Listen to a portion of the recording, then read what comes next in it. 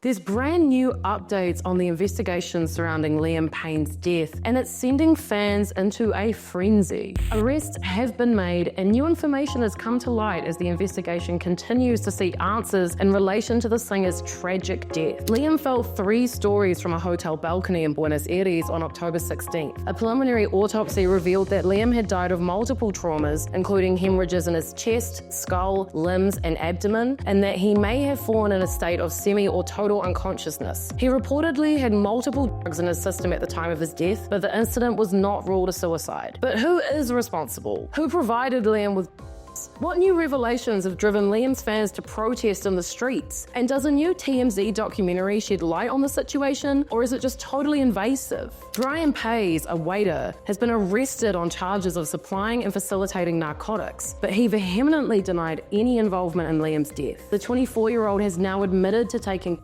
with Liam at the restaurant where he worked 2 nights before his tragic passing. He says the pair spent those nights drinking whiskey and taking Now, after the release of a controversial TMZ documentary named TMZ Investigates Liam Payne, Who's to Blame?, Brian denies accepting any money for the including denying a Rolex watch allegedly offered by Liam. They say I'm the dealer, that I carry that I sold them, and the truth is that no, I didn't sell them, he told TMZ. When he was asked if he used drugs with Liam on the night they met, he said, yeah, there wasn't even a lot of it, but we had some with whiskey. The second night too, the soapbox and some aluminum foil was already there, scattered everywhere. I didn't accept it. I didn't accept anything, just a drawing that he drew, which were part of my eyes, nose, mouth. These comments aren't the first time Brian has addressed the allegations against him. He appeared on Argentinian TV in November, albeit very nervously, and shared details into the days he spent hanging out with Liam. He said he first bumped into Liam at the restaurant where he worked, and he eventually dined with Liam, his girlfriend Kate, and 2 other people, where they exchanged contact information. We swapped details and saw each other later that night. It was all normal. He came down from his hotel room to fetch me because I had got lost, he said. I've heard people saying he was taking,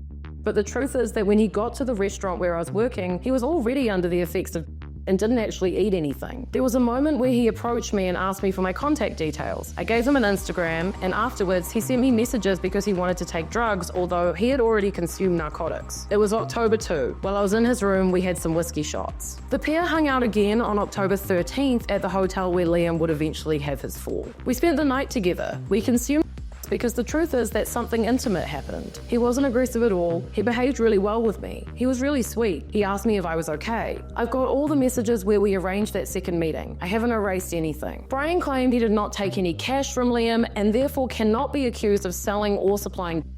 He's accused alongside 21-year-old hotel worker Ezequiel Pereira, who remains under investigation by the Argentinian authorities. They've both handed their passports into the police, and they're waiting to hear whether a prosecution will be brought before a judge. The third man accused is millionaire businessman and friend of Liam's Roger Nordes, who denies abandonment of a person followed by death. But check out our previous video for more information on him. On the day after Liam died, Brian posted 2 selfies they took together on his Instagram with the caption, "Fly high, Chief. Thank you for having enlightened me and for crossing into my reality. I will always remember you. See you on the other side." This post was met with absolute rage from some of Liam's fans, who blame him and others for supplying at least some of the drugs that led to the singer's death. Fans have taken to the streets in protest, as well as slamming the new TMZ documentary and calling for it to be cancelled. But why? As soon as the documentary was announced, fans flooded social media expressing their outrage using the hashtag #JusticeForLiam. Many felt the documentary was not only invasive, but completely inappropriate. One post said,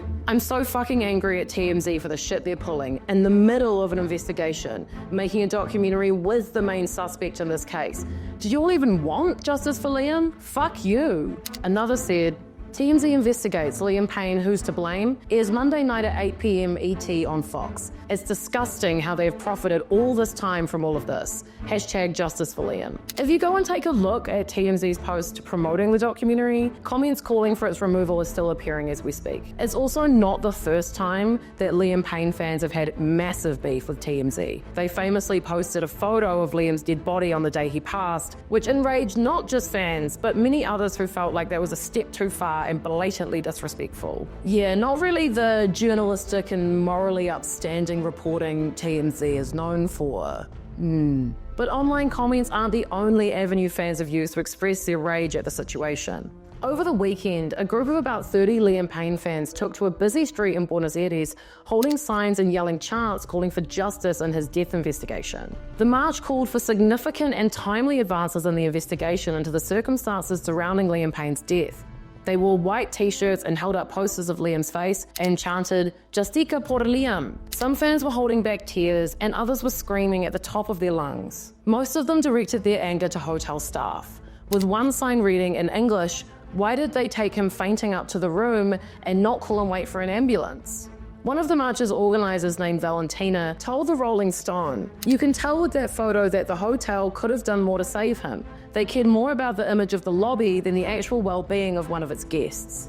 Fans in Argentina have remained super organized since Liam's passing, and this isn't the first rally or march that has taken place over the last few months. Fans have group chats where they share plans and cover costs, and they've remained committed to preserving Liam's makeshift memorial outside the hotel where he died, which surrounds a tree just a few meters away from the hotel's entrance. They say the hotel has generally allowed them to mourn in the space, but many worry they'll eventually want to get rid of the posters and messages that have been left there. Regardless of what happens next, Liam's fans want the world to know that they are watching and that they plan to keep hosting rallies until they hear the truth about what led to their idol's death. The investigation is ongoing, and the truth remains a little hard to pin down. There are other commenters who believe the staff did nothing wrong, and Liam should be held responsible for himself. In my opinion, it's just an all-round tragic, sad, and heartbreaking situation. But there is some comfort for fans in knowing that their peers in Argentina are going to continue to add pressure to prosecutors and maintain a safe space for fans to mourn. One organizer said, "We're going to keep doing this until we don't need to do it anymore."